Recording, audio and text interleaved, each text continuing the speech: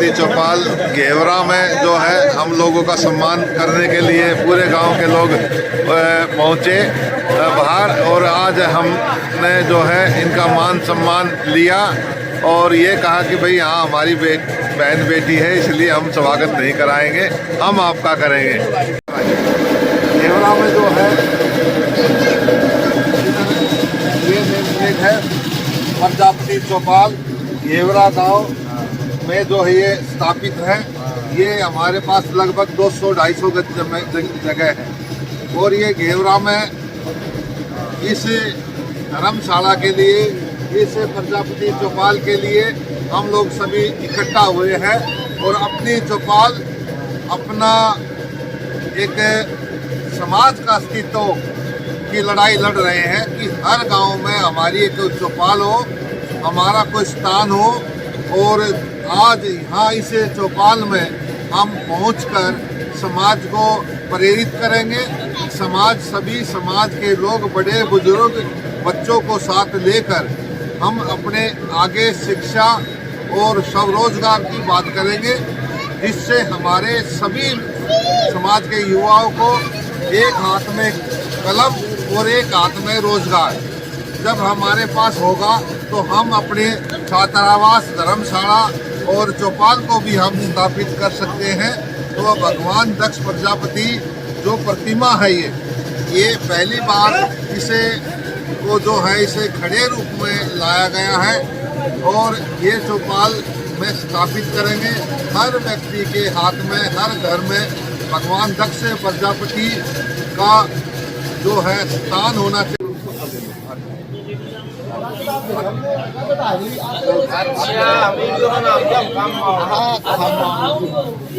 इनको स्थान देंगे, भगवान की दक्ष प्रजापति का स्थान ग्रहण करेंगे। आप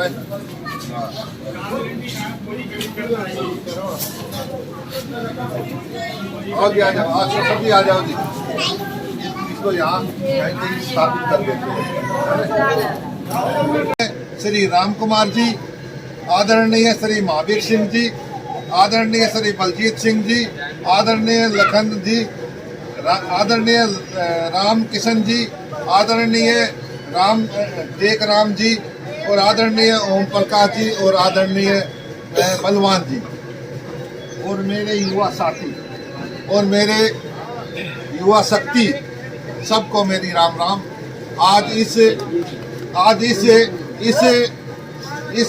उपलक्ष्य में मेरे साथ आदरणीय कंवल सिंह जी जो कि बेगमपुर से हैं, आदरणीय भरत सिंह जी जो रिठाड़ा से हैं, और आदरणीय जय सिंह जी जो बेगमपुर निवासी हैं, और आदरणीय मेरे साथी, मेरे सहयोगी काले राम प्रजापति जी जो मंगोलपुर खुर्द से हैं, आदरणीय राम कुमार जी, और मैं सत्यवीर सिंह खेड़ा जी, मैं खेड़ा खुद से हूँ। मैं आपको एक बात के माध्यम के द्वारा ये बताना चाहता हूँ, विकास कार्य की जरूरत है, वो भी हम लिख सकते हैं। तो हमने एक गाँव की, समाज की एक समिति जरूर गठन कर दी है, अब वो इस चौपाल के लिए काम करेंगे। और एक बात और बता रहा हूँ, कोई भी जमीन खरीदने से पहले ये देख लीजिए कि वो उस रेवेन्यू रिकॉर्ड में है या नहीं है। ये आपको, क्योंकि बहुत महंगी जमीन है, खरीदने से पहले उस रेवेन्यू रिकॉर्ड में देखना चाहिए, रजिस्ट्रेशन करवाना चाहिए।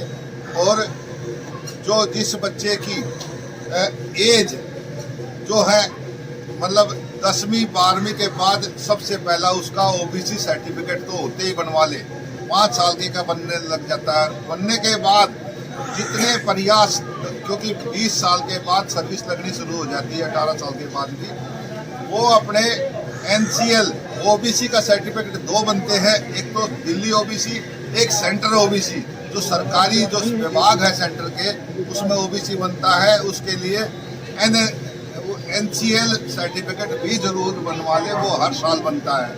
और जिस व्यक्ति का राशन कार्ड में नहीं नाम है या राशन कार्ड नहीं बना है, वो भी अपना राशन कार्ड बनवा ले। ऐसा ही पहचान पत्र का भी आप अभी चल रहा है, पहचान पत्र जिसका नहीं बना है वो पहचान पत्र भी बहुत जरूरी है। एक बात मैं और बताना चाहता हूँ जो जरूरी है, जिस व्यक्ति का जो नाम है, जो स्पेलिंग है, वही सभी डॉक्यूमेंटों में होनी चाहिए।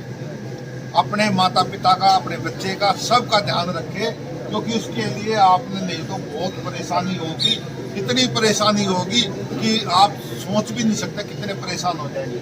तो ये छोटी छोटी जानकारी आपके पास होनी चाहिए, नहीं तो इसका ऑल सेक्रेटरी में गजट वेरिफिकेशन निकलता है, गजट नोटिफिकेशन, वहाँ गजट निकलवाना पड़ेगा। तो और कोई किसी का सवाल है तो वो बता सकता है। भाई मैं यहाँ आकर बहुत खुश हूँ और मुझे इतना मतलब बहुत अच्छा महसूस हो रहा है कि आज इस घेवरा गांव में आकर जो इतने लोग इकट्ठा हुए हैं, मैं इस पूरे गांव का हाथ जोड़कर अभिवादन करता हूँ और स्वागत करता हूँ। धन्यवाद, नमस्कार। नमस्कार सर, आज बहुत बढ़िया। नाम कौन जी, आप बोलना चाहेंगे? और आगे क्वेश्चन मेरा भी है। हाँ जी, हाँ जी। जैसे हरियाणा में बच्चे जा रखे हैं और उन बच्चों की मतलब जो ना वो क्या नाम है अपना मान्य नहीं है या ओबीसी। हाँ, इसका क्या तुम्हारा? जिस बेटी का विवाह वहाँ हरियाणा में हो गया या हरियाणा से या दूसरे प्रदेश से यहाँ हो गया है, उससे जिसका पहले ओबीसी का बन गया वो बन गया। जाति प्रमाण पत्र एक ही बार बनता है। दूसरी बात, जिसको जाने के बाद बनवाना है तो उसका सर्टिफिकेट बनेगा उनके माता पिता की तरफ से। जाति हमेशा से पिता से बनती है, ना कि माता से। पिता की पेरेंटल इंक्वायरी आएगी तब वो सर्टिफिकेट बनेगा और वो आपका यहाँ कंजावला से बनेगा। और उससे जहाँ का उसका मायका है, जहाँ का मायका है उस मायके से वेरिफिकेशन तहसीलदार रिपोर्ट करके देगा, तब उसकी सर्टिफिकेट यहाँ बनेगा। ऐसा ही यहाँ से उधर जाएगा, लागू हो जाएगा, मतलब लागू हो जाएगा। मगर वो अदर में जाएगा, उसकी वैल्यू कम होती है। मैं तो ये कहता हूँ उसके बचपने बच्चे के यहीं से बनवा के भेजे, लड़की का खास तौर पर, क्योंकि दिल्ली का जाएगा तो दिल्ली का वैल्यू कहलाएगा और वहाँ का है तो वहाँ का वैल्यू कहलाएगा। तो अदर स्टेट में माता पिता का अदर स्टेट में नहीं कहलाएगा। तो ये ओबीसी का सर्टिफिकेट एनसीएल जरूर बनवा ले। एनसीएल होता है कि अपने माता पिता की इनकम का साथ वो, भाई हमारी इनकम ये है, क्योंकि वो हर साल बनता है, हर साल एनसीएल बनता है और एनसीएल की हमें बहुत ज़रूरत होती है। कई बच्चे नौकरी लग जाते हैं मगर उनके पास एनसीएल नहीं होता, इसलिए उसको रिटर्न वापस भेज देगा। एग्जाम देने के बाद भी उसको नहीं मान्य करते क्योंकि उसका एनसीएल नहीं है। डोमिसाइल जरूरी होता है फौज के लिए। कई जगह डोमिसाइल मांगा जाता है, डोमिसाइल के कागज भी होने चाहिए और अब पुराने डॉक्यूमेंट 1993 का प्रूफ भी होना चाहिए। किसी को कोई